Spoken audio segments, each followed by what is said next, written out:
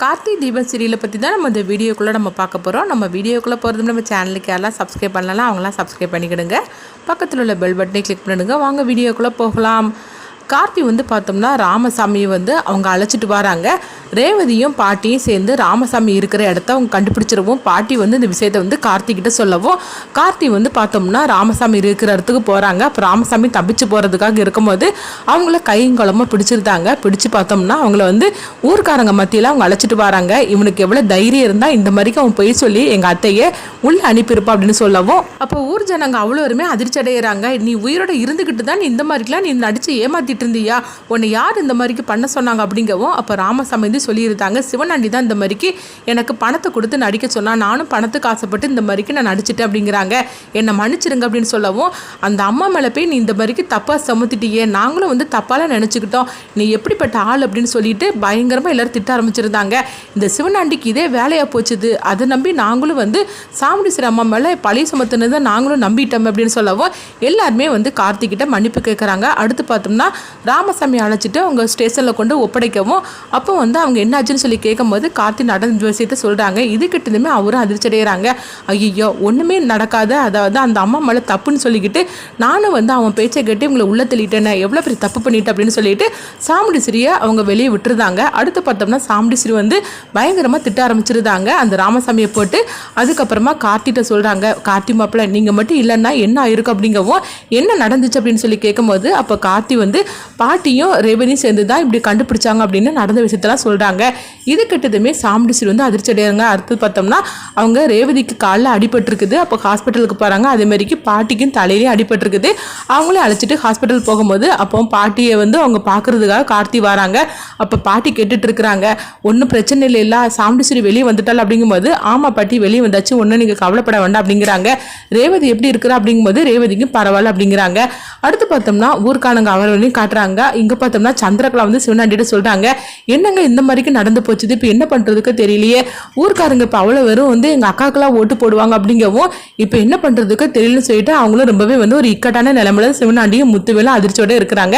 அடுத்து பார்த்தோம்னா ஊர் ஜனங்க எல்லாருமே ஓட்டு போடுறதுக்காக வராங்க. அப்போ கார்த்தியும் அவங்க மயில் வாகனமும் நிற்கவும் இன்னொரு பக்கம் பார்த்தோம்னா சிவனாண்டியும் முத்துவேலையும் தான் காட்டுறாங்க. அப்போ மயில் வாகனம் சொல்கிறாங்க, உங்களுக்கு ஒரு ஓட்டு கூட விழாது, எல்லாமே எங்கள் அத்தைக்கு தான் போட போகிறாங்க அப்படின்னு சொல்லவும் இது கிட்டட்டு முத்துவேல் ரொம்பவே எரிச்சலோடு இருக்கிறாங்க. என்ன மகனே கடைசி நேரத்தில் இந்த மாதிரிக்கு நடந்து போச்சுது, அந்த ராமசாமி மட்டும் இவங்க கையில் மாட்டிக்காமல் இருந்தாக்கி கண்டிப்பாக ஊர்ஜனங்க அவ்வளோ ஒரு நம்ம பக்கம் தான் இருந்தாங்க, ஓட்டு நம்மளுக்கு தான் விழுந்திருக்கோம், ஆனால் இந்த மாதிரிக்கு நடந்து போச்சுது அப்படின்னு சொல்லவும் என்ன பண்ணுறதுக்கு தெரியல அப்படின்னு சொல்லிட்டு இருக்கிறாங்க.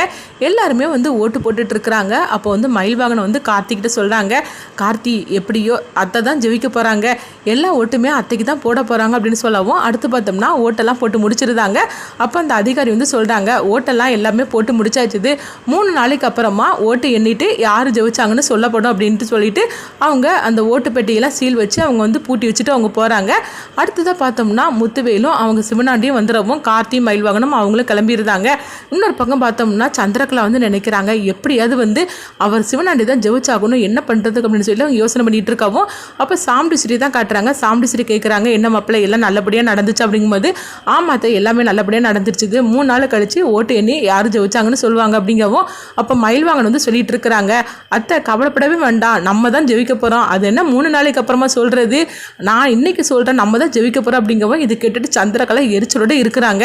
இவன் சொல்கிறது கூட உண்மை இருக்க தான் செய்யுது, எல்லாருக்குமே ராமசாமி உயிரோட தான் இருக்கிறான்னு உண்மை தெரிஞ்சனால சிவனாண்டி மேலே எல்லாருமே கோவத்தில் தான் அக்காவுக்கு தான் ஓட்டு போட்டிருப்பாங்க, இப்போ என்ன பண்ணுறதுக்கு தெரியல அப்படின்னு சொல்லிட்டு அவங்க யோசனை பண்ணிட்டு இருக்கும் போதே சந்திரகலா பார்த்தோம்னா சிவனாண்டிக்கு ஃபோன் பண்ணுறாங்க, நீங்கள் எங்கே இருக்கிறீங்க அப்படின்னு சொல்லும் போது நான் இந்த இடத்துல தான் இருக்கிறேன் அப்படிங்கிறாங்க. சரி அங்கே இருங்க நான் வார் அப்படின்னு சொல்லிட்டு சந்திரகலா சிவனாண்டியை பார்க்கறதுக்காக போகவும் அப்போ எதுக்காக வர சொன்னான்னு தெரியல அப்படின்னு சொல்லிட்டு முத்துவேலுக்கிட்ட சொல்லிட்டு இருக்கும்போதே அங்கே சந்திரகலா வந்துருந்தாங்க. என்ன சந்திரா எதுக்காக அர்ஜென்ட்டாக வர சொன்னேன், என்ன விஷயம் அப்படிங்கும்போது எப்படியோ எல்லாருமே எங்கள் அக்காவுக்கு தான் ஓட்டு போட்டிருப்பாங்க அப்படின்னு சொல்லவும் அதில் சந்தேகமே கிடையாது, ராமசாமியை தான் கடைசி நேரத்தில் இந்த மாதிரிக்கு பிடிச்சிட்டாங்களா, அவன் மட்டும் வராமல் இருந்திருந்தாம்னா கண்டிப்பாக எல்லாருமே நம்மளுக்கு தான் ஓட்டு போட்டிருப்பாங்க, ஆனால் இப்படி நடந்து போச்சுதே எல்லாத்துக்கு காரணம் அந்த டிரைவர் பையன் தான் அப்படின்னு சொல்லி அவங்க திட்டிகிட்டு இருக்கவும் இப்போ எதுக்காக வர சொன்ன அப்படின்னு சொல்லிட்டு சந்திரகலாட்ட கேட்குறாங்க. அப்போ சந்திரகலா ஒரு ஐடியா சொல்கிறாங்க. அது கெட்டதுமே முத்துவேலும் சிவனாண்டியும் அதிர்ச்சி அடைகிறாங்க. என்ன சந்திரா சொல்கிற, அதெல்லாம் நடக்கக்கூடிய காரியமா, அங்கே காவலுக்காக எல்லா அதிகாரிகளும் இருப்பாங்க அப்படிங்கவும் உடனே வந்து அவங்க சந்திரா சொல்கிறாங்க, அவங்க இருக்க தான் செய்வாங்க, ஆனாலும் நான் சொல்கிற மாதிரிக்கு நீங்கள் செஞ்சுருங்க அப்படிங்கிறாங்க. அவங்க என்ன சொல்லியிருக்காங்கன்னு பார்த்தோம்னா, அதாவது வாக்குப்பட்டியே அவங்க எடுத்துகிட்டு மாற்றி வைக்க சொல்லியிருக்கிறாங்க. இதை கேட்டுட்டு வந்து சிவனாண்டியும் சரி அப்படிங்கிறாங்க.